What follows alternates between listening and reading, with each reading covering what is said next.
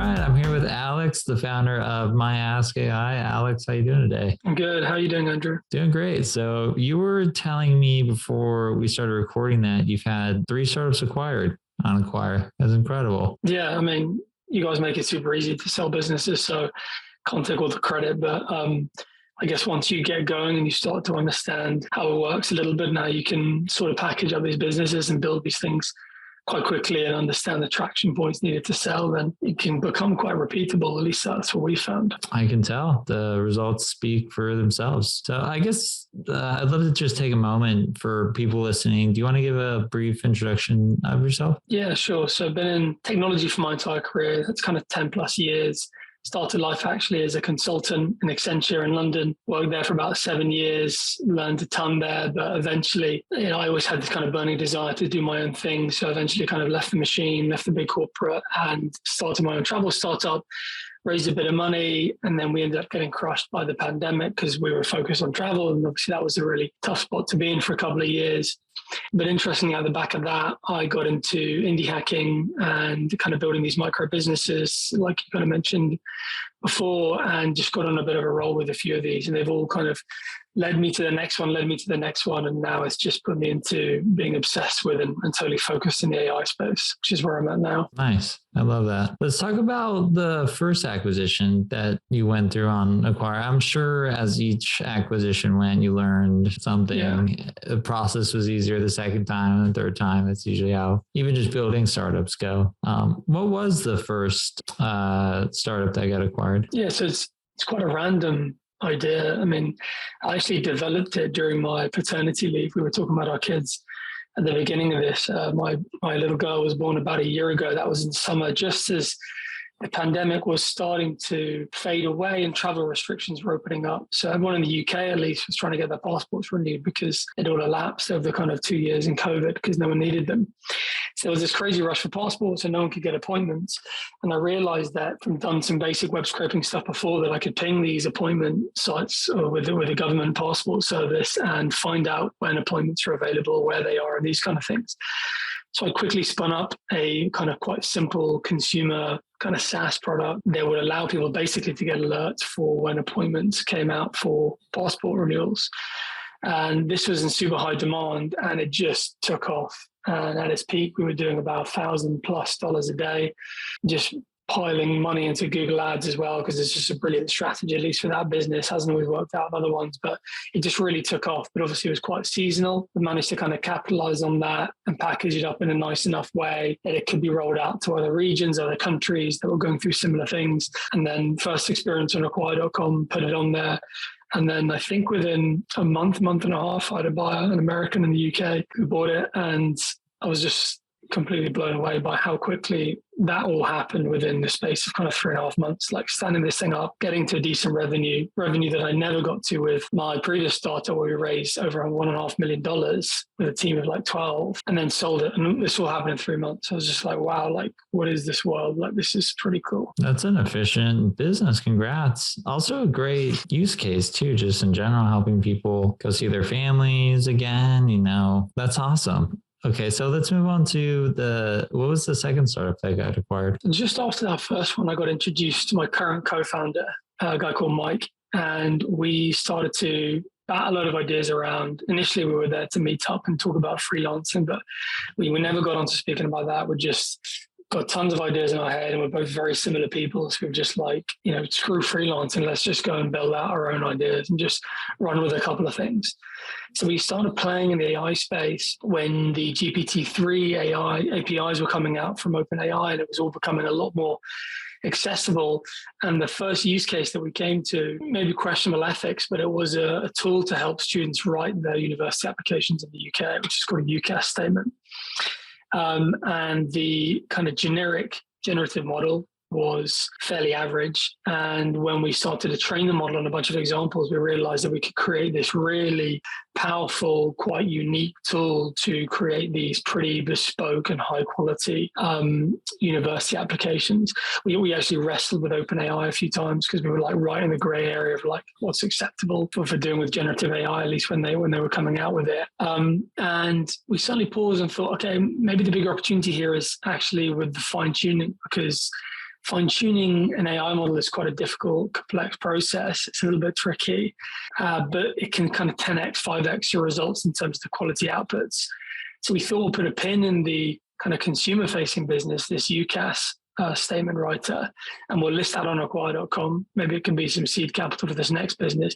And we very quickly moved on to another one straight after that. And to just jump in straight on that, basically it was a tool to allow people to fine-tune AI models with no code. So you could literally get a CSV spreadsheet, load of examples of what you want to create. You put them into the tool, and then it will train a GPT-3 model behind the scenes for you with no code. And then you can start to leverage that to write emails, write tweets, write university statements, reports, whatever it was your business, what you did, you could kind of create these much quicker. So we very quickly jumped from that first idea into this other one. Nice. I love how you capitalized on just Chat GPT and just a general AI trend. I really wish this tool, specifically the one where you could write papers, was available for me when I was in college. I've actually seen professors recommending that you write papers in AI. That's a whole other conversation that we have, but it kind of feels like it's not going away. It's a tool that everyone should know how to use. Reminds me of like typing classes when I was in elementary school, but that's a conversation for another time. So, okay. So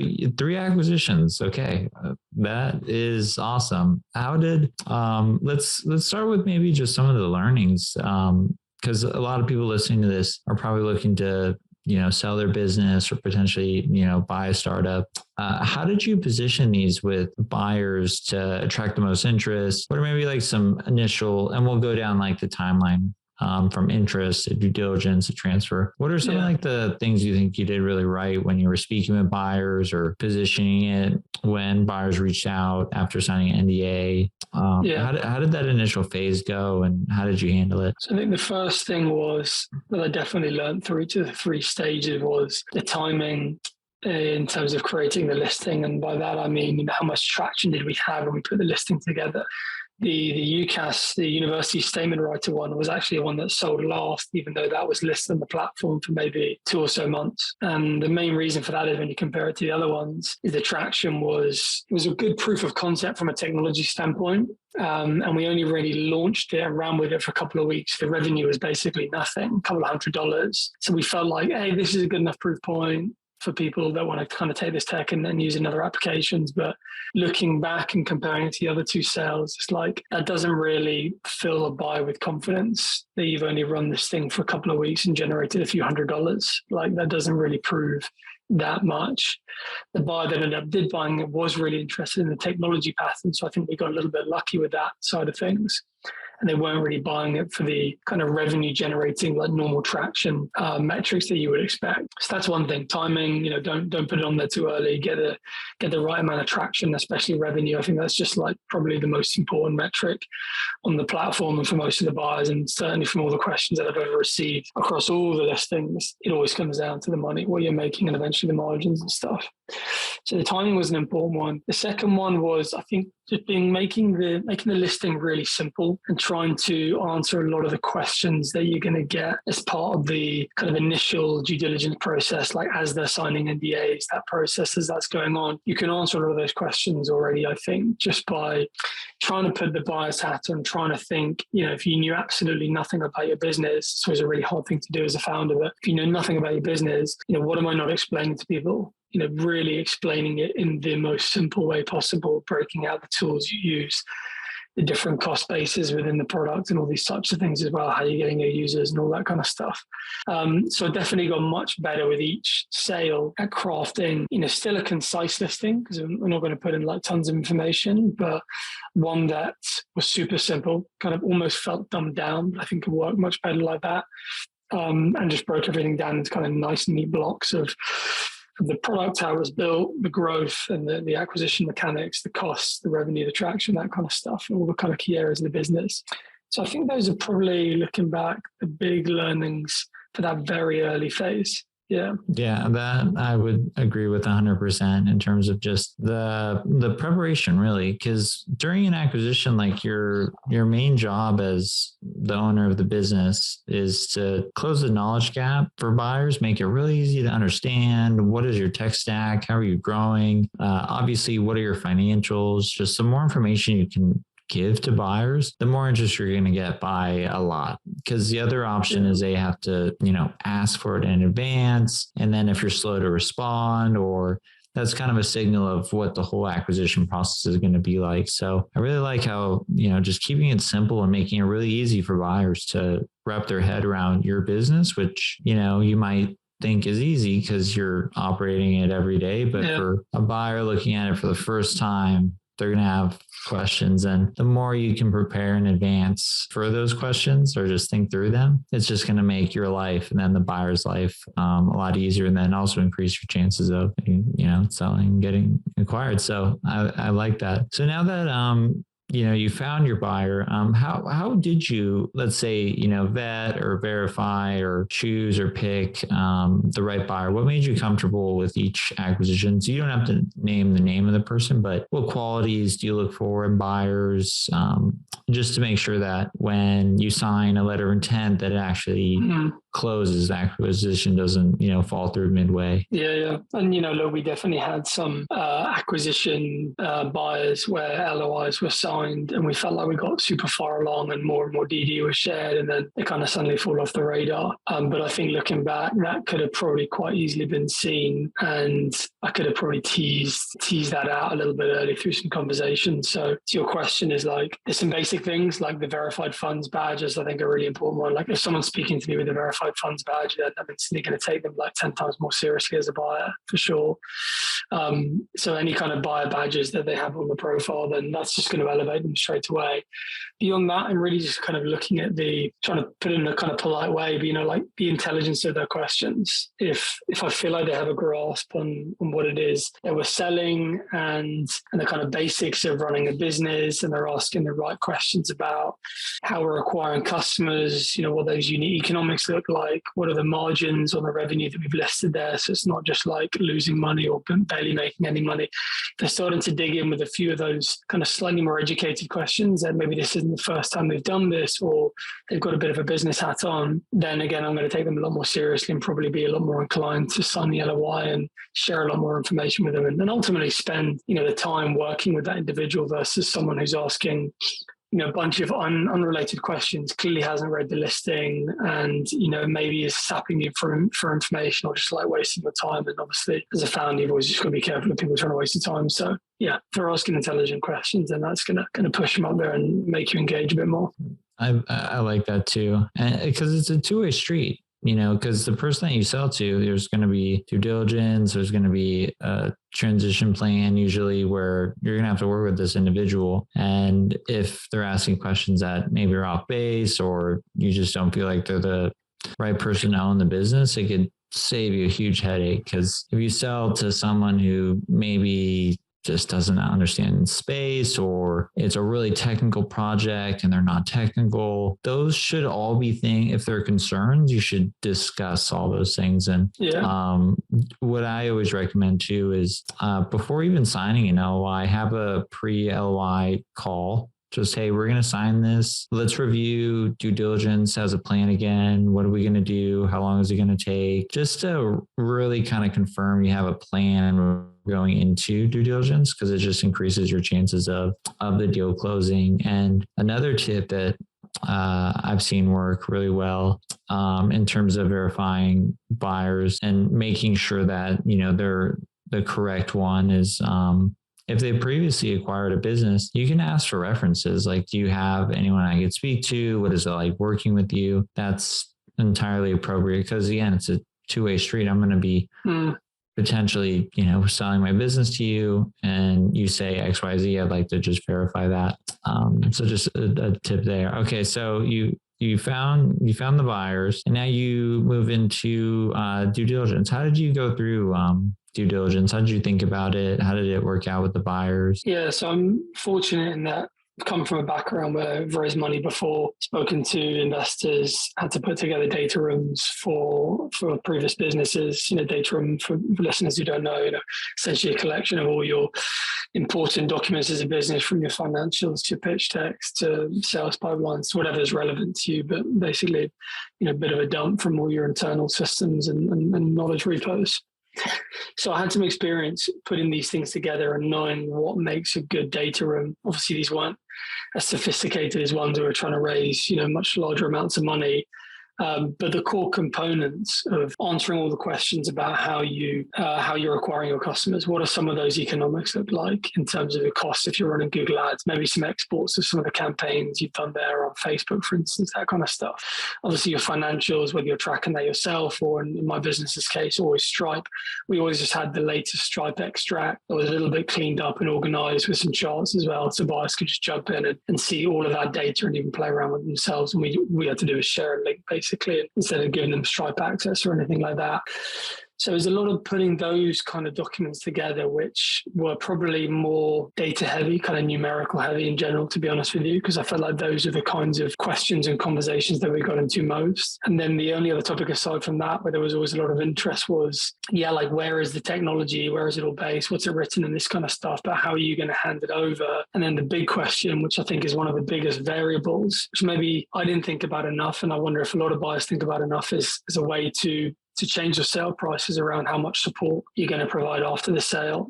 Maybe you want to cut clean and just sell the business and not provide much support.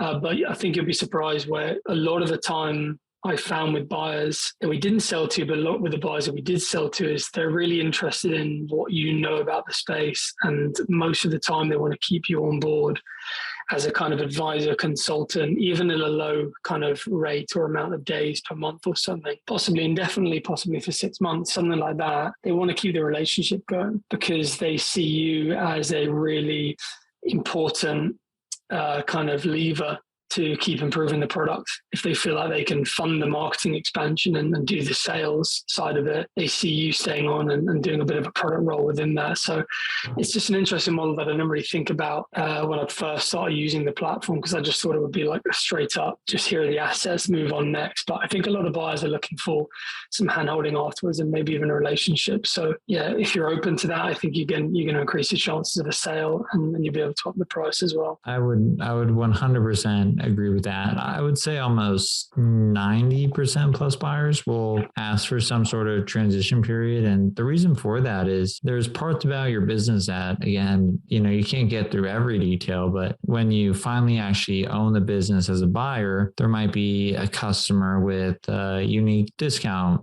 plan or something, or a bug that can be fixed by you in 5 minutes, but it take someone new 2 days to figure out how the whole system works. So just having the owner, and then the theme of all this is just de-risking the acquisition. And that's key when you're selling your business. Is, again, your job as a founder, the owner of a business when selling, is really helping a buyer understand your business and then de-risking it for them in terms of, having a plan of transferring the assets, creating a data room so they can understand the business, and then, post-acquisition, just letting them know that you're not just going to hand over the keys of the car and then leave. You'll still be available as just a safety net should the servers crash, should you lose access to some service that you use to run the application. There's so many different edge cases like that.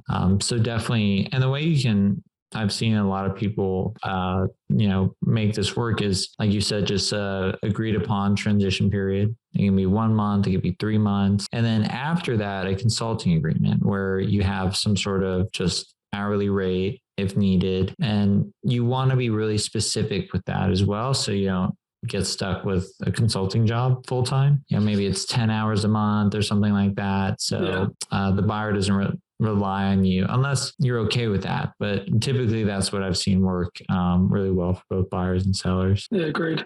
So now you got, 3 acquisitions on your belt, and, it sounds like all of them went, really, you built a good product, you got customers, and that's really what people are looking for, product market fit. You found it.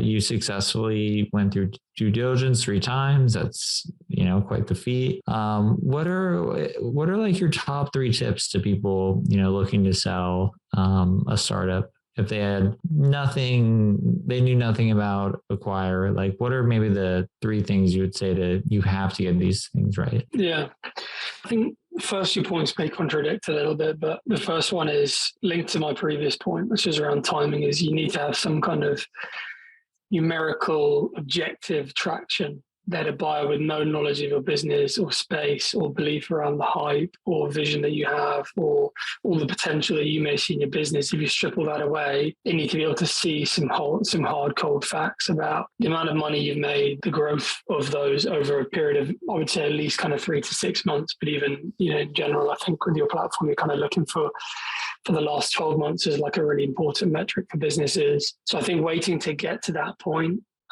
is crucial. And you can, if you list too early, I guess you can pull it down and you can list again. But I think you'll benefit from kind of strengthening the business and thinking about, okay, what am I going to get challenged on here? Like I'm spending way too much on paid ads and the conversion's terrible. Like that's going to be a difficult sell when it comes to speaking with a buyer. If you can focus on improving a couple of those key areas and kind of beginning to think about how this thing is going to be packaged up and presented and answering those questions in advance, then I think you're going to do much better. So yeah, I think there are just some fundamental traction points that are required if you're going to sell on acquire.com. And I think I saw you mention this to a buyer recently, but you do let some pre-revenue or very early revenue businesses go on, but they're they're a bit of an edge case or an exception. And in general, you look for people that have a little bit more solid traction. So partly platform policy from you guys, but obviously that's done with a reason that you have the knowledge and view across all these acquisitions. You know what works, right? And you know that financial traction works. Can we pause on that one? The pre-revenue ones? Those ones break my heart when we list them, because if you just get a few customers, going back to the theme of de-risking the business, when buyers get most excited about a business, it's because product market fit has been found. You found a way to get customers. It's been proven. People are using the product. And so you get way more buyer interest, and it doesn't have to necessarily be a lot of customers, but just a handful enough to give feedback about the product, are using the product. And then your sale price is so much higher if you're able to just get a few customers, because without that, there's so many assumptions of, do people actually want this? Will they ever buy it? If there's, maybe a month of just customers using it, will they continue using it, or will they cancel? So you really can't, if you just take, 2 months and just prepare your business for sale, really try to focus on sales and marketing, really de-risk the business, you can sell it for so much more than if it has no revenue. But we see a lot of them, so we list them, but we're picky in terms of, it has to be really a strong product that we feel that could benefit another business or something like that. But I agree with you. If you're able to just get a few customers compared to zero, you'll get so much more interest from buyers, and it'll make the acquisition process easier. Yeah, definitely. And I think point number 2, might contradict that slightly, but you see a lot of builders, indie hackers, always a bit worried about launching on Product Hunt, for instance. Got to get things perfect, got to get things right, got to launch at the right point. But I think a lot of them probably launch too late, and there's so much you can learn from just putting it out there. And I think the same can be said for Acquire. You will get a lot of really interesting questions from a bunch of buyers, as long as your business isn't totally uninteresting with, zero traction. You'll probably end up speaking to a few buyers, and you'll start to understand what buyers are interested in, what parts of the business they want to scrutinize, and where they view the weak points. And I don't think there's any downside. You may say differently as the platform owner, but if you go back and it doesn't work out, and you get grilled on how you're acquiring customers or the margins, then you can delist, you can start to work on those areas of the business, and you can come back again and relist and go for it again. So you'll learn a lot from any listing exercise. Even with a kind of small level of interest from buyers, you'll start to get some interesting questions and just start to understand how the platform works a bit. So don't hold off on it too long. Like with all new things, you just got to kind of take a plunge some time and list your business. And if you get no interest, like we thought about this with me and my co-founder before, I think we've listed one that didn't get really any interest and didn't sell. And we thought this thing was a great idea and people are going to buy it and they're going to be interested because of the timing with it and some other trends happening. And it just didn't really get anywhere. And that was a kind of really important, just like realization for us, just like, okay, we were living in a bit of a bowl. Like, let's just get back to work on either something else or make huge improvements to what we're doing. So I think there's a huge opportunity to like take some real world learnings from just like putting your business out and trying to sell it as well. Yeah. I mean, even, okay, let's say you're at, pre-revenue. Here's what I would do. Like list it on Product Hunt, list it on a few startup directories, talk about it online a little bit, create some sort of, any sort of traction. It could be free users, just anything, because that really helps buyers understand, is there excitement around this? What is the potential? And all that is unknown until you do that. And when a buyer does buy a pre-revenue startup, they're going to do all those things for you. They're going to put it on Product Hunt. They're going to talk to potential users. Like they're going to figure out how to get those customers. And if you can figure out how to just create that small spark, it really does help a buyer kind of visualize, okay, well, this works over here. Obviously, it's not a company doing millions in revenue, but there's potential to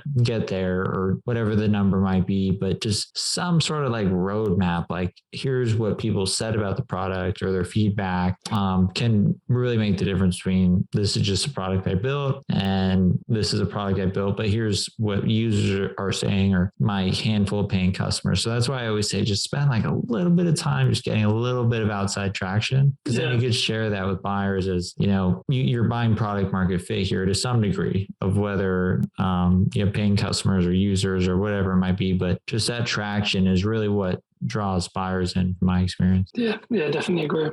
I guess final tip would probably be just, we spent quite a bit of time looking at your docs, looking at previous interviews you've done, videos, looked at previous listings as well, looked at other listings rather, and we got a pretty quick sense of like what a listing entails, what is a good listing, what is a bad listing. And I think it's actually quite easy to stand out and create a really strong listing if you just spend, I wouldn't even say a huge amount of time like putting your listing together. I'm sure you see a lot of it, but a lot of listings feel like they've been put together like very, very quickly. So I think with a little bit of effort and like structure within your listing and how it's organized and how it's put together, and you think through the big areas within a business, going back to like what is the growth, like what is the product, what is the technology stack, like what are the kind of core components of the business, and kind of spelling those out and listing them out. I don't know, but I'd have a theory that it would put you in the kind of top like 15-10% if you just like kind of logically and simply just like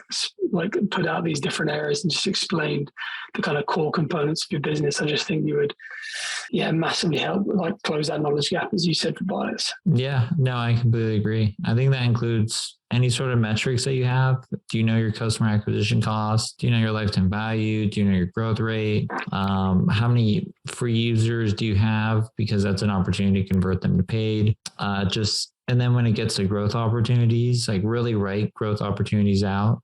Have you ever conducted a price increase? What have you done with marketing and sales? What's worked? What hasn't worked? Because that shows, again, all the knowledge that you have that a buyer can, benefit from. Because a buyer doesn't want to go and run a marketing campaign that you tried and didn't work, so that, again, de-risk the business. So the buyer doesn't go in the wrong direction. There's enough information to say, okay, if I acquire this, I'm going to try and grow this. So just any sort of direction or tips to head in the right direction can help a lot. So I agree with you. I guess my last one, thanks for all those tips. Those are really, really good tips that I agree with entirely. So I got to ask now, you're working on a new startup. Tell me about it. What is it? What does it do? So on the back of the fine tuning business, which was the last one that we sold, we started to learn about embeddings, which is a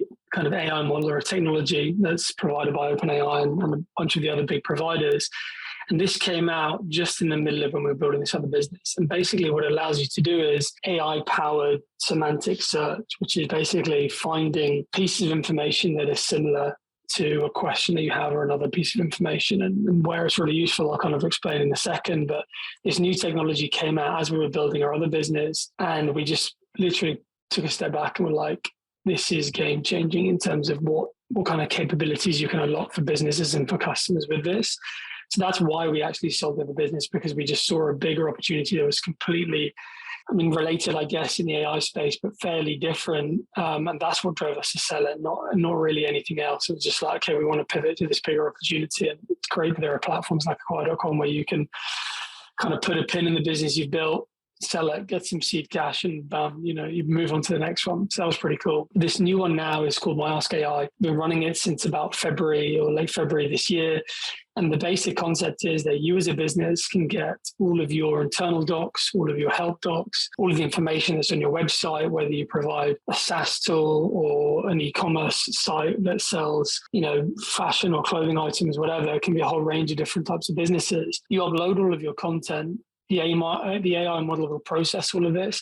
And then you can basically talk or chat to your data and use a conversational interface and ask questions about all of the information on your site, all of the information in your company. With us, you can launch it on your website. You can integrate it within Slack, within Teams, within Zapier. You can do whatever you want and basically create this tool where anyone in your organization or any of your customers can ask a question about your entire organization, whatever it is that your business does, and get an answer in 2 or 3 seconds. It may be better than an answer that someone could have come up with in the business, and is obviously certainly much, much faster and more efficient than customer support team doing it, or the data team digging out that answer, or that internal comms team digging out that answer, whatever that might be. So hugely time saving for people and for businesses. They want to either create a tool for customer service and launch it to their customers, or create a tool for their colleagues and launch something internally, all with the goal of getting access to your content, getting answers, and basically leveraging this new technology like ChatGPT and leveraging that for your business. So yeah, that's what we're doing.